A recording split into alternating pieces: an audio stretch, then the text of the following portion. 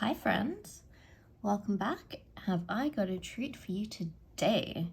I have 3 stitch tutorials planned to record today, so I will get started. The first one we're going to do is the V-stitch, and as with pretty much everything that I'm doing now, I've already prepared a little basic chain to get going.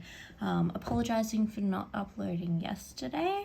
I had my vaccination on Wednesday, and yesterday I literally felt like hot garbage, so was not feeling the best, so I pretty much just curled up on the couch and then went to bed really early. So yeah, apologies for not getting those uploaded yesterday.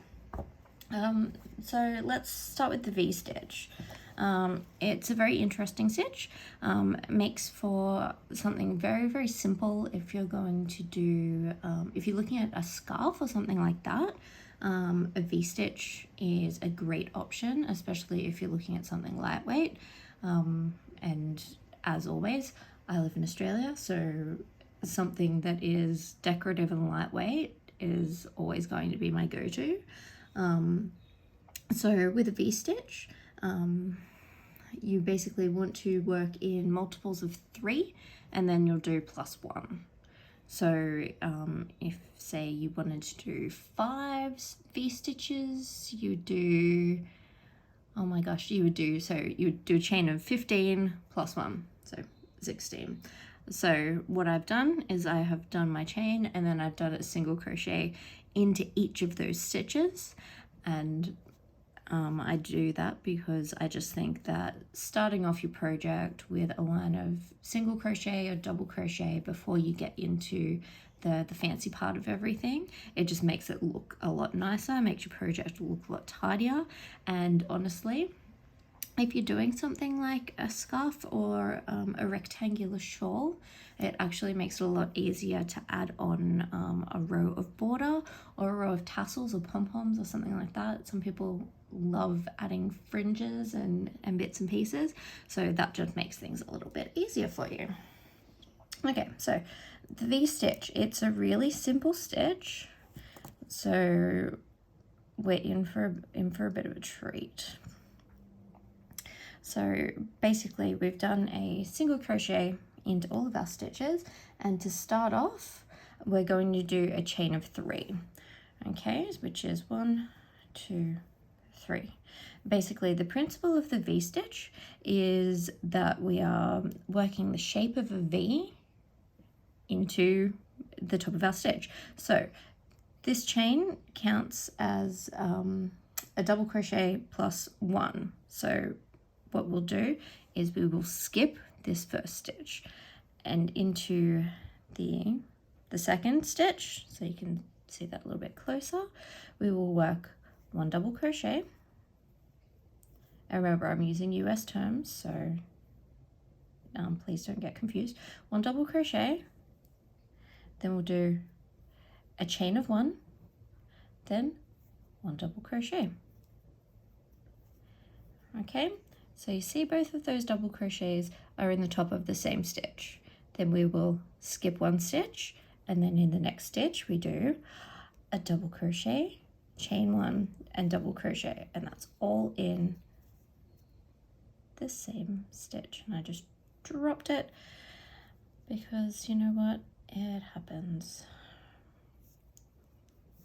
Even people who've been crocheting for years will drop stitches, and you just have to pick them back up again. So no drama, no harm, no foul.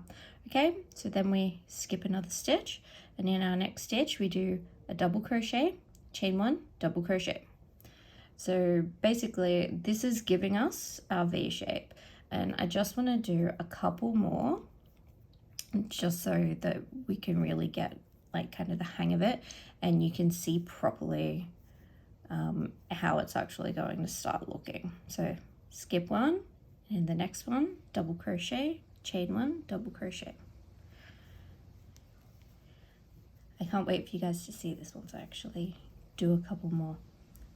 You'll be really surprised, and it's gonna look so pretty. Okay, so skip one, in the next one, double crochet, chain one, double crochet. Normally I'd be showing you guys the whole way through, but I kind of like the idea of a bit of a reveal at the end of this one. Okay, skip one, in the next stitch, double crochet, chain one, double crochet. So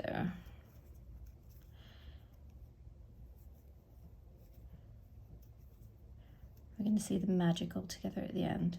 Okay, so then we've got our last 4 stitches, so we'll skip this one, and then in the next one we'll do a double crochet, chain one, double crochet, double crochet, chain one, double crochet, and then you'll see we have 2 stitches left. So what we want to do is chain one and then 1 double crochet, and that just sort of makes the sides, oh gosh, not even showing you on the camera, it just makes the sides look a lot tidier. So that's what we're aiming to do. Okay, are you ready for the big reveal? Okay, I'm gonna turn off the camera and then I'm gonna turn it back on, and then I'll show you, and it'll be magical. Ta-da, the big reveal. So V stitches, look there, V, V, V, V, V, V, V, V, V, V, V, V, V, V for days. V, V, V, V, V for days. So it looks a little bit different than like just a regular sort of chain one, skip one, chain one, skip one, just because it's got that really cute little V shape. So nice and tidy. V stitch, super easy. This is really easy to place on as a border as well. If you're looking at a blanket and you're thinking it needs something just a little bit more, like a little bit more fancy. When I say more, I mean more fancy. Yeah, go for your V-stitch. And as with everything, once you finish, block, block, block, block, block. Okay, so that's our V-stitch done super quickly. The next stitch I'm going to show you is an open shell stitch, which I really, really love it. And then I've got a bobble stitch to show you, but I'll upload them in 3 separate videos. Yep, so these will be uploaded into 3 separate videos, just to make it a few sort of nice, quick, easy tutorials. And then later on today, I will have a quick chat to you about what we need to do to start preparing to make our own bags. And basically what that will be is just a guide on how you can do it, so how you want to start it off, you know, deciding what kind of stitch you want to use, and really just taking all of the different design elements and combining them to make something that is completely uniquely yours. So thanks again for watching, and stay tuned for the open shell stitch and the bobble stitch tutorials coming up in a minute.